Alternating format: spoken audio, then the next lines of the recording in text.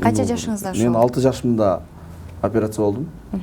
Болуп бирок эми ал негизи безрезультатный болгон да. Натыйжасын берген эмес. Себеби меники уже тубаса эле немеден ошол мээ менен көздү байланыштырган кан тамырлардан кеткен ушундай жери бар экен да негизи. Мен аны кийин чоңойгондо билдим өзүм деле. Ата энем андан кийин мен баягы эс тартып калгандан бери мына ушул күнгө чейин деле көп айтышат. Линза койдуралы, анан антеле жок. Мен ушул жашоого көнүп калдым да. Мисалы сиздерге деле азыр мына күнү бою көрүп жүрөсүздөр, жарыкты, акты, көктү көрүп жүрөсүздөр да мисалы.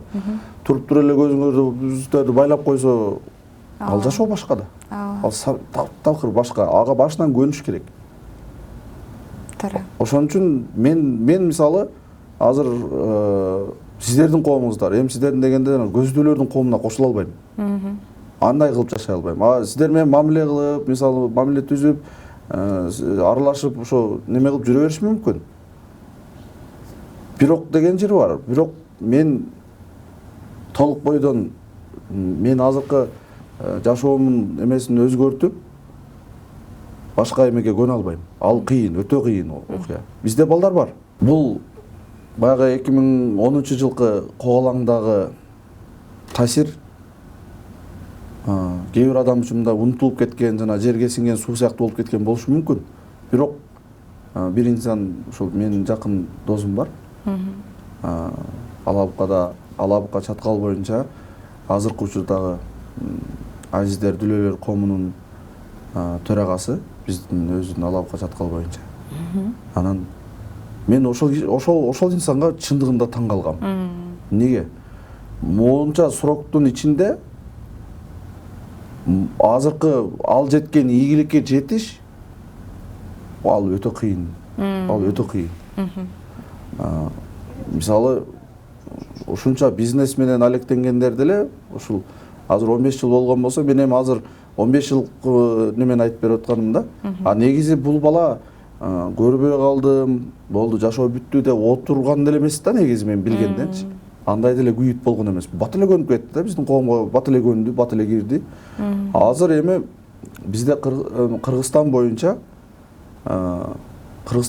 ошол жигиттин ысымы айтылса, ошол жигиттин ысымы айтылса, ал бардыгы тааныйт. Бүт тааныйт. Аны тааныбаган киши жок аны. 2 диплом бар. 2 дипломдун ээси. 2 жогорку билимдин ээси. Өтө күчтүү жигит. Ал баягы 2010-го чейин армияга да барган. Ал кезде канча жашта болчу? Ал 2010-жылы ошол аскерден чыгып окуу жайга тапшырганда 18 жашында келет берге. Мынасы. Ошол 18 жашында келгенде ошол когалаңда буйруу маңдайына жазылган нерсе ошол да. Мен ойлойм, айта берем ошол жигиткечи, балким бул жакшылыкка, балким. Себеби сен көздүү болуп башка ошо мурунку жашооңдо жашаганда балким ким билет, жаман жолго басып кетесиңби, башка болосуңбу? Азыр карачы кандай ийгиликте, кандай жакшы жашоодосуң. Балдарың жаныңда, келинчеги, үй жайы бардыгы жайында. Үй бүлөсү бар азыр досуңуздун. 3 уулу бар. Жакшы. 6 жашыман операциядан келгенимде биздин кошунабыз бар болчу. Камил Алжанович деген инсан. Ал өтө күчтүү таскан бир чебер музыкант да. Чебер музыканын чебер адиси. Өтө күчтүү инсан. Азыркы учурда дагы мен ошонун негизи мен ошону устатмын деп билем. Мага музыка боюнча көп эле адам устат болду, бирок ошол биринчиси. Биринчи кадамда ошол. Биринчи кадамда ошол башталды. Муну немени дагы, аспапты дагы ошол инсандан көрүп ушуга кызыгуум арткан менин. 6 жашымда операциядан келсем, Ямаха алып келген экен. Анан бир жакшылык той, кошуналардын бирөөсүнүкүндө той болуп калды, бирдеке болду да. Адашпасам ушу той болгон болсо керек, же бир майрам болду. Анан ал киши ошол өзүнүн аппаратурасын алып чыгып, Ямаха менен ырдап эме кылчу. Анан мен баягы ошол жанагы баягы операция деп атпаймынбы? Ошонун мага пайдасы ошол жерде тийди да. Себеби операциядан кийин 6 айлык убакытта бир 10 метрде турган буюмду неме кылып калдым да. Айырмалап калдым уже. Эмне актын ак, каранын кара, кызылдын кызыл экенинчи. Ошонун пайдасы. Мен негедир операциядан ошо келип, ошол айылда мага көзүмө Ямахага жакшы көрүнгөн да. Аябай жакшы көрүнгөн мага. Ушундай мен аны мындай сөз менен азыр жеткире албайм. Мисалы, сизге деле азыр мына ак деген түс, мисалы, ак деген түс кандай, мисалы, мен көргөн эмес, мага түшүндүрүп бергиңиз десем, аны түшүндүрө албайсыз. Себеби адам баласынын акылы жетпейт ал нерсеге. Ошонсу сыяктуу эле да. Менде да мисалы ушул Ямаханы алгач көргөнүмдө ошол элес азыр дагы бар да менде. Ошон үчүн мен ушул аспапты жакшы көрүп, ушунун артынан түшүп, негизи мен өзүм кезим билимим боюнча мен өзү аккордеонистмин өзү. Аккордеон багыты боюнча билим алгам. Демек 6 жашыңыздан баштап. 6 жашыман башталган. Жакшы. Анда азыр бир жакшы бир музыка алалы сизден, андан кийин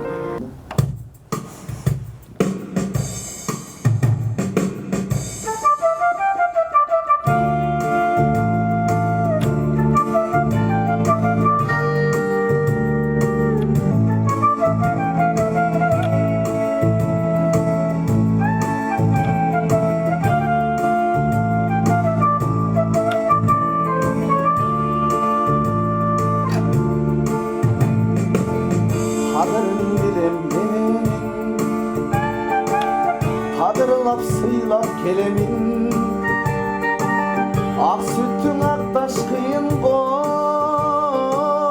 ушулары сизге берек, ушулары сизге берек. Энекем менин байлыгым, кечпеңиз суусун кайгынын, ал парам сизге ак жолу. Koluma değsen ayladım, koluma değsen ayladım.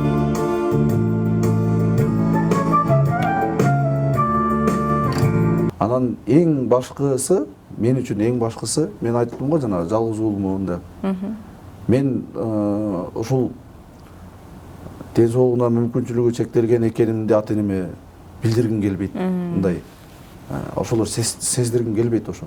Ошон үчүн болгон аракет, мен өздөрүнө да көп айтам, болгон аракет, мен кыйналышым керек кайра, наоборот. Тетирсиже кыйдалганым жакшы мага. Себеби адам баягы кыйынчылык келбесе, сыноо келбесе, ал Кудайдын назарынан чыгып калат дейт. Ал өтө жаман нерсе ал. Анан баягы эчтеке кылбай эле тамак жеп отура берген адам мечкей деп коет го. Ошол сыяктуу да. Адам дагы кыбырабай, эчтеке максаты жок, эч нерседен алдыга умтулуусу жок болсо дагы, жок болсо, анда ал жашап кереги жок да. Жаштарга, көрүү мүмкүнчүлүгү чектелген инсандарга бере турган кеңешиңиз?